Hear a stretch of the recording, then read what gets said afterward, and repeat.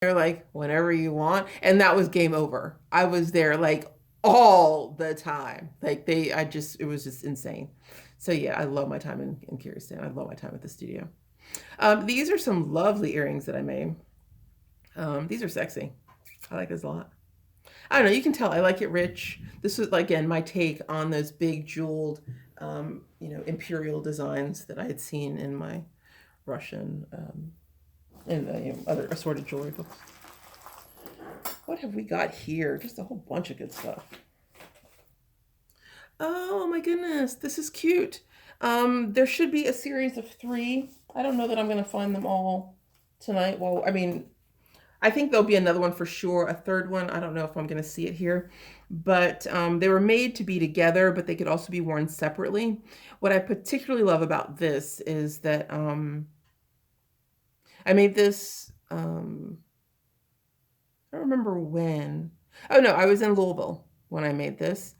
And a friend of mine, I was friends with a large group of people, and 2 of them were getting married, and I remember the girls came over one night to like talk about the marriage and the wedding and everything, and she wanted to go through my jewelry collection and find something that she could wear. And the cool thing was, this is what she chose. But the thing that I was most touched by was the fact that she was somebody who didn't wear jewelry at all, not any jewelry ever. And she came to me to ask if I could make something for her, if I had something for her. And while we were going through my jewelry to see what her kind of style she'd like, she saw this and she's like, this is what I want to wear. And so, in her wedding photos, she's just wearing the single strand bracelet, and it looks so great on her. And I'm surprised that actually she gave it back, or that I didn't just give it to her. It's nice that she has the photos, but at this point, I feel like she should have had this too, especially since it's not likely that I'll wear it. But yeah, I had several clients like that when I was in Louisville, that women who did not wear jewelry, but came to me to design their wedding jewelry. I mean, that is such a compliment. Especially, I think I mentioned this in another video, that the tagline of my jewelry was jewelry for women who like to be noticed.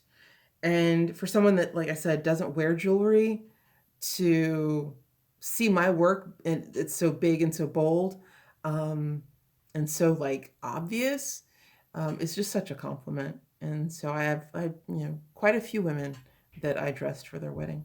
This is another camel hair bracelet, but it was this time for a wee babe. I guess I was planning, but maybe I've missed my chance. Maybe one of my little cousins at some point. Oh, okay. So, oh my goodness. Well, there are all 3. Here they are. I had no idea. I did not expect to be able to find them or see them all together again. I really did not. So yeah, here they are.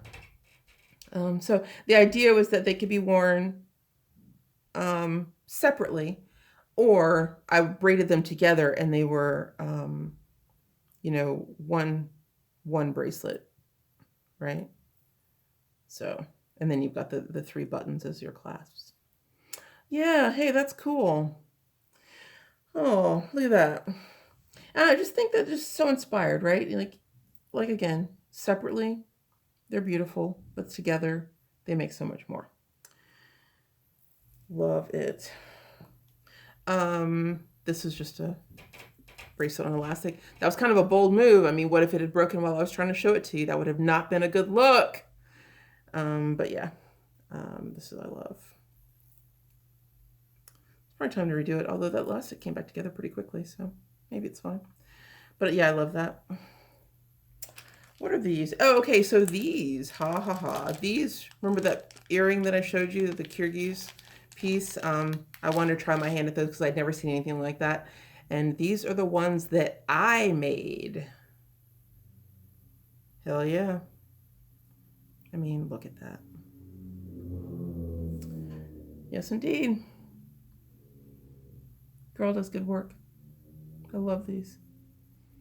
It's nice to, And, I get this from my mom and my big mom. Like, they sew, right? And, like, the cool thing with my big mom, she never used a pattern. Her pattern was seeing a dress or something in a catalog that someone brought to her, and they would say, can you make this for me? And she would look at it, lay the fabric out, start cutting and sew it up, and fit them perfectly, and still manage to look exactly like what you saw in the photo. My mom has that same ability to, she sews with patterns, but she can see something that she likes and make it.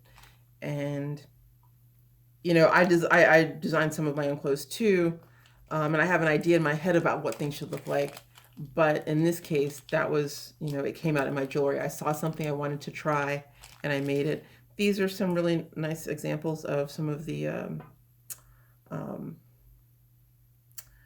evil eye beads. They come in a lot of different styles. And then this one, the reason it's in here and it's singular is because I used to wear this on the back of one of my, so when I first got to Kyrgyzstan, I bought a pair of earrings because there's this, we'll see it at some point, but there's a style of earring that like all Kyrgyz women wear. And when I got there and I saw that everybody had a pair, I was like, well, I want one.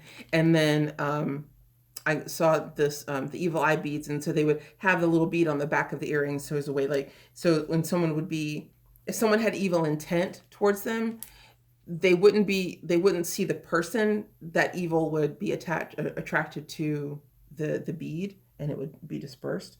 So of course, when I heard that, that's what I wanted, and I did that too. Yeah. Oh, now this, let's do it this way, is a leather choker that somebody sat doing for hours weaving. This was a level of patience that I only had for certain pieces for a short amount of time. And the crazy thing is, I know this doesn't look like much, or doesn't look like it's all that long, but this little thing actually went around my neck, and I wore this.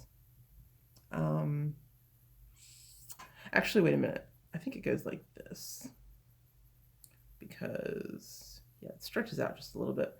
And then apparently I must have broken something here because that's separated, but that's going to require some super glue, because I don't know who would sit here and redo this.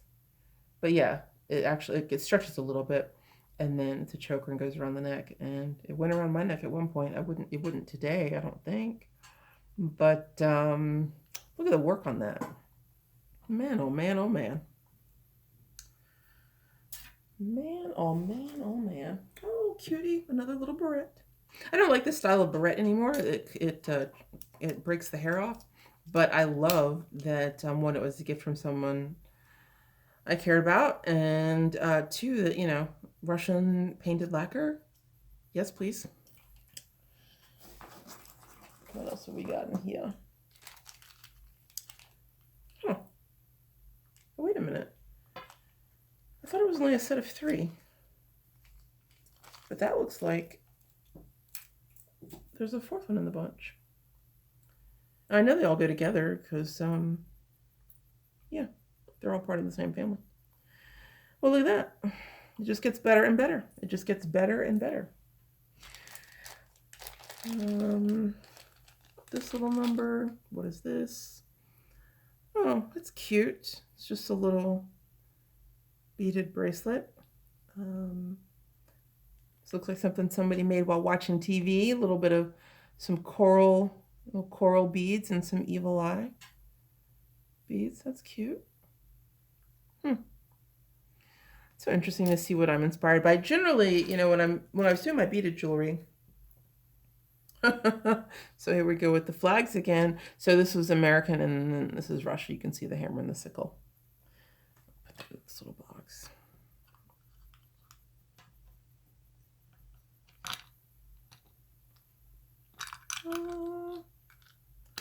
Anyway, what's this? Oh, okay. If you know me, you know I like keys. These actually have a purpose, at least. Well, this one is decorative. This is for something that these no longer exist for me. These go to the jewelry box that I bought myself when I graduated high school, before I went up to college. This goes to the trunk that was a gift for me as I went off to college. And then these two look like keys to round locks, but not to a lock that I currently have, because the 3 locks that I do have, the keys are attached to them. So I should probably go ahead and just get rid of these, keeping the others. But I'm not doing that now. Well, I guess I could since I just did it. Oh, that's off to the side. I will have a ton of these little pins. These are from different cities. Every city's got one, and I just pick out the ones that I like the best. And I've got, you know, a good handful. This is the city of Shatsk. Cool. You like it? What else is in here? I think I'm coming to the end of the bag, but no, not really. Oh, okay, these are some assorted things that I made. Kesha, again, trying her hand at a brooch. That's a very, like, old Russian style of thing, right? Yeah, that's cute. I like that. See, that could see, like, wearing that as a grandma, you know? Don't know what I was trying to do here, but again, I mean, it's a brooch idea. Kind of cute. Not much of anything, but, you know, I like that I made it. It's cute. This looks like something I made. This one's not particularly inspired. I mean, I shouldn't judge, because, you know, I was, what, 19?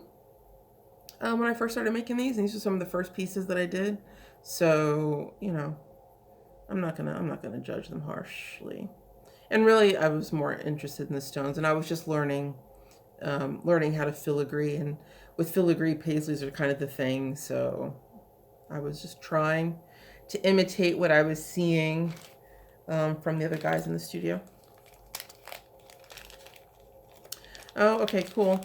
This is one of the first rings that I bought, and I love this stone. You don't see navy very much, and I think it's not lapis. It might be sodalite.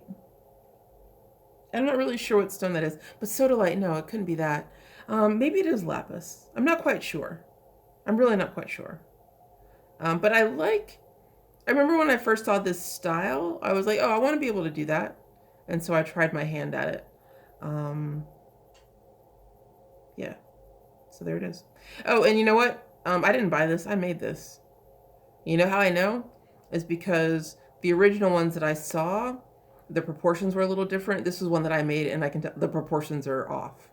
But yeah, I made that, and I like it. And I like the fact that it was a navy blue stone, even though I can't tell you what it is. But yeah, I remember this is one of the first rings that I made, and I remember wearing this like all the time.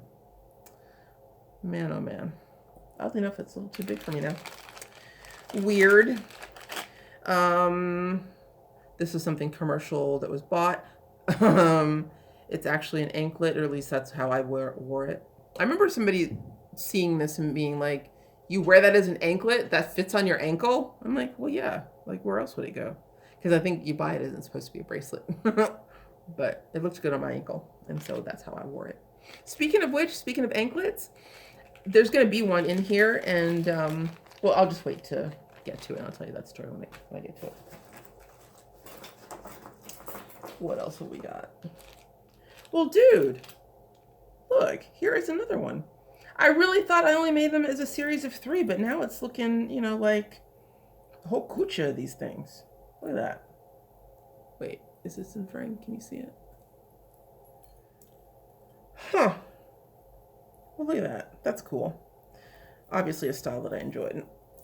Oh, little Lucite ring with the glitter.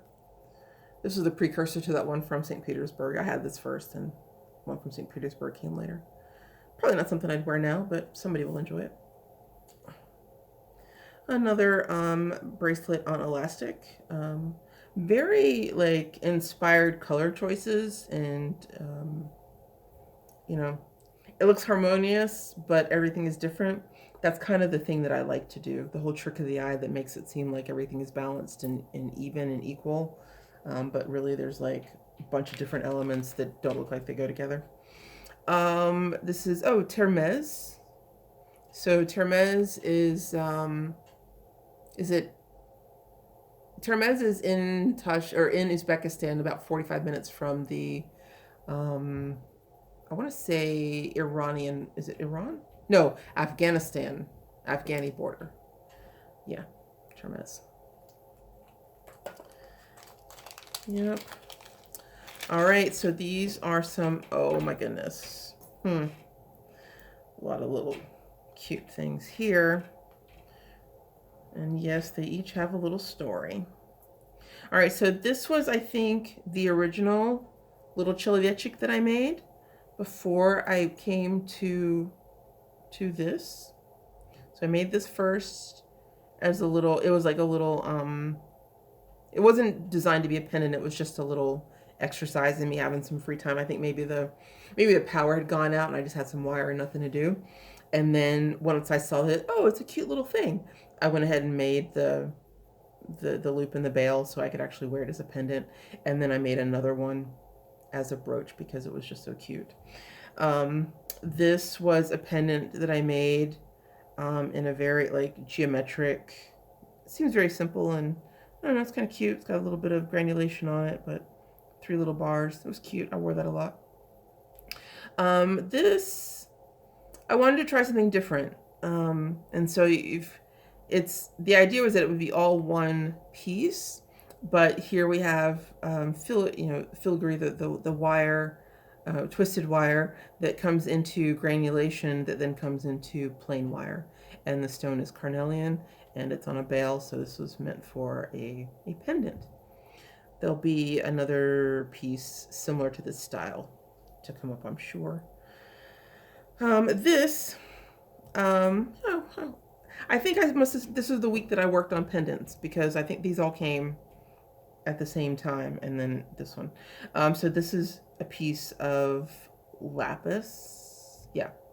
And that's why I said I don't think that, where is it? Well, never mind. That blue ring that I showed you, like I didn't think it was lapis, but yeah, but this definitely is. I thought it was really cute. And then the chain, I made the chain too. Again, with the whole making your own wire, making your own ingot, pulling the wire, and then making the chain. And so for this, you have hundreds of little circles that are soldered once, and then they're pinched and folded and then interlocked. And the idea is to try to get them, well, first you have to make sure that all the rings are the same size, and then you want to be consistent in the way that you're pinching and folding so that each one is the same, but then you've got to maneuver the link into the one next to it. So for some reason, why is this? Okay, and so like you have to open one just a little bit more to get the next one in and then form it back. So there's some inconsistencies here, but that's just because it's a handmade process. And maybe if I had done hundreds and hundreds and hundreds, it would look more factory and inconsistent. But the inconsistencies that you're seeing here is the fact that this was the first one that I made. I'm going to say yay quiche on that. And then this little pendant, like I said, I made these all in the same week, I think. This one was inspired by Lydia Ivanovna. She's like, why don't you try to do things with more volume? Because at the time, when I started, everything was flat and linear. And nothing had any like volume and texture. And when she used the word abiom, I didn't quite understand what she meant. And so I think I had that like quizzical look on my face, like what? And she explained, what volume was, and like she made this gesture with her hands, showing like the curve of things, not just flat to the plane, but coming off and coming at you and that sort of thing.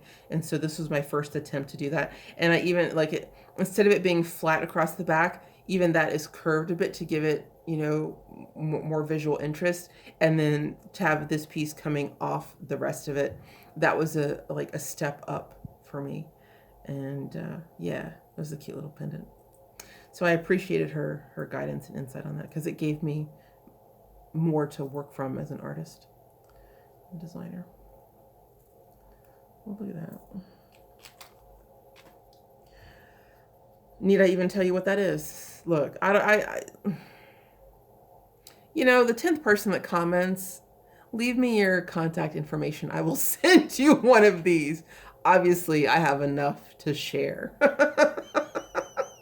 I really don't understand why I have so many Kyrgyz flag pendants. Or pins. I have no explanation. None. Cute little bracelet. Did the little wire work in copper. That's kind of a, that's not something you would normally see. Again, with evil eye beads, and like I said, they're all a little bit different. Instead of the white being just tapped to the edge of the black glass, this was more drizzled around it. So interesting and cute. Different expression. What's going on? This is a bone hairpin. Trying to see. I think it is cow bone, so probably not as egregious as, yeah. I believe this is cow. Not as egregious as ivory would be, but yeah, a little carved comb. I tell you, I like my hair ornaments.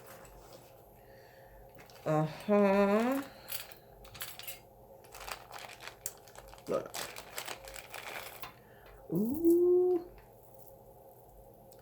Oh man, you know what? So I made so much jewelry with the these evil eye beads. I can't even tell you. I mean, I would say that at this point, of all the jewelry I've made, I have sold 85-90% of it. And I have just a few pieces left. And this was very early in my, when I started working with these beads. And the reason I can tell you that is because these are some of the earliest and first clasps that I had, and they're kind of hard to work with because you have to get the knot. I wanted the necklace to end at the clasp, right? I didn't want to have all this extra slip in there, but it was like I had to teach myself how to make the knot tight enough to the piece so that you didn't have all that extra slack. And this was one of the first pieces where I was learning how to do that. And then I got a little more hip with technology and ended up with these clamshells, which made it a little bit easier. And I think this is on, yeah, so this is on a wire, whereas this is strung on silk. If you can see that. So yeah, that's strung on silk. So yeah, that's also a little bit of my evolution. Oh man, I think I was probably, 22 or so when I made these, so coming up on 20 years old. Huh. Interesting. All right, so these are Kazakh bracelets. They look, these look great now, but to see them polished and to see them on my arm, oh man. Yeah, I love wearing these. They just look so fucking badass, man. Let me take this one off. Blah, blah, blah.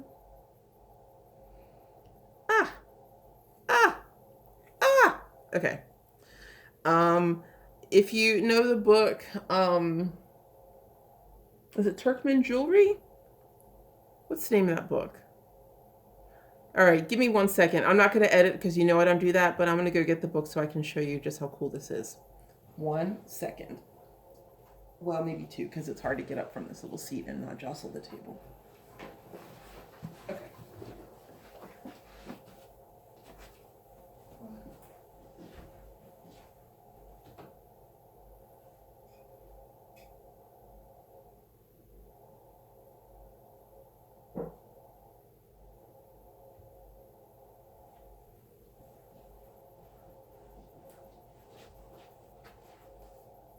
All right, so there's this book called The Splendor of Ethnic Jewelry. And what you're seeing on the front, these are Turkmen bracelets, so Karakolpak bracelets.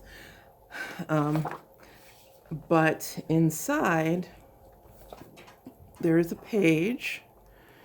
I don't know if I'll be able to find it easily.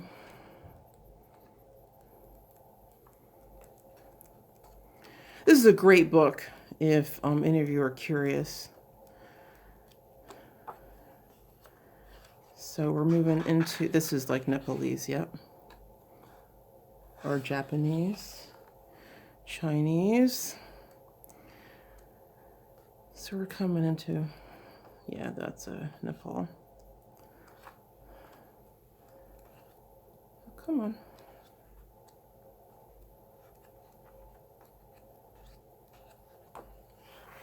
Yes.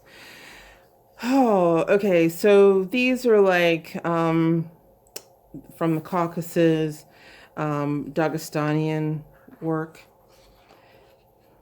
And then these, okay, there it is. You see it? That is what we're looking at. Same bracelets. Yeah, mine came from Kazakhstan. I think what are they calling these? Oh yeah, no, they're noted from Kazakhstan. So yeah. Yeah, I'm so glad to have mine. I've got a couple of things that look like this too. I don't know if they're in this box. They should be, but if not, they're somewhere. But yeah, I've got some things like that. Anyway, this is an amazing book. These things here, when I go back to, well, this is what I'm looking for when I go to Turkmenistan. I was telling you that bazaar that's in the desert. This will be the type of thing that I'm looking for because I don't have anything that looks like this with the carnelian. Well, I've got that. Well, maybe I do, but I want mine from Turkmenistan. And if that doesn't work, there is someone, oh man, I want one of like this is something I'm after. Like that's what I'm looking for. A set of 2 cuffs from Turkmenistan. If I don't find it in Turkmenistan or don't go to Turkmenistan, then I want to go to, there are some people that I know of in Istanbul at the Grand Bazaar that have some of this stuff. So that's what I want. Because it feels like that's the only thing I'm missing from my collection. All right. It's a great book, The Splendor of Ethnic Jewelry, if you ever have a chance to take a closer look at it. Okay, and here I go try to sit back down in my little seat without jostling the table. Okay, that's not going to happen, so we're just going to sit differently. Another little baby's bracelet made out of camel hair. Oh, I wish I had a little one to give this to. Oh well. This is also a Kyrgyz bracelet. This one's small. Maybe this one's for a baby too, because I know I never wore it. It's too small for that, but it's cute. The only thing this is just me and personal preference and who I am now and what I like. So if you notice the other bracelets that I've had, they've been really thick and meaty. This one's a bit thinner. If I wasn't so like substantial, I wouldn't be concerned, but I just feel like this is just a little too thin, right? I mean, someone else might not mind. It's just for me and my personal preference. I just feel like, because it's a little bit thicker here in the middle, which is good because then it will keep its shape. But as we come to the edge here, I just feel like it's just a little, just a hair too thin. That they worked it out just a little too much to get that shape. But yeah, I mean, it's still a lovely bracelet and someone will enjoy it. I don't know if I'm keeping this for Central Asian Jewelry Museum, jewelry and textiles, because I've got quite a bit of that too, or if this is something I'd be willing to part with. We'll see. Okay, these are some coins. I had, yeah. Oh, the ones that really matter to me are these. I've got some jewelry. These are old Kyrgyz coins, like really old Kyrgyz coins. And then this was a bezel for a ring that I wanted to make. I had the stone somewhere, made the bezel, but then, you know, got lost in other things. And then these look like coins from somewhere. Can't really read. All right, so this is Polish. So it's from Poland. And this is maybe Czechoslovakia from 1974. Maybe. Cool. All right, you just never know what you're going to find, but, you know, another bag of coins. That is not surprising. Oh, okay, and so remember that blue stone that I said that I like so much? Here it is. This one here. I had another little piece, and I made this one too. I wore this like all oh my gosh, I'm like rocking the table so much. I'm so sorry. Yeah, this is something that I made, and I love, it's a little snug. Oh my goodness. Because it used to fit on my ring finger for sure. But yeah, I love this. And this is, you can tell, like later in my development, it's a little more intricate, a little more thought out.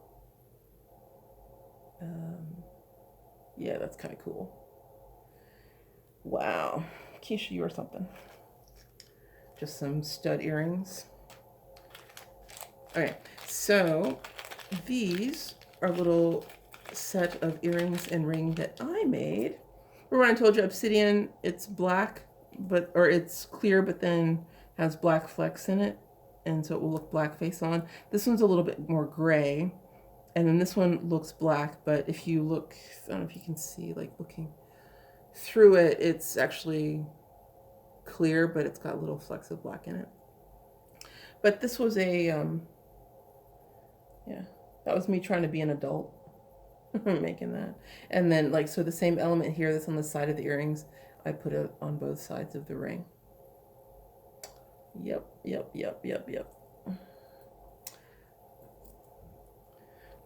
All right, so this, oh, funny how all the pieces have a story.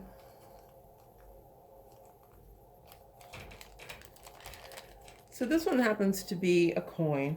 I'm just gonna leave that right there so you can look at it. Coin. It is, and this one, does it say it? Yeah, Queen Lakeisha Lindsay. This one, I don't know if it says the first. No, this one just says Queen Lakeisha Lindsay. And then it is my likeness, if you hadn't noticed. Not many of us in the world have our own money minted for us.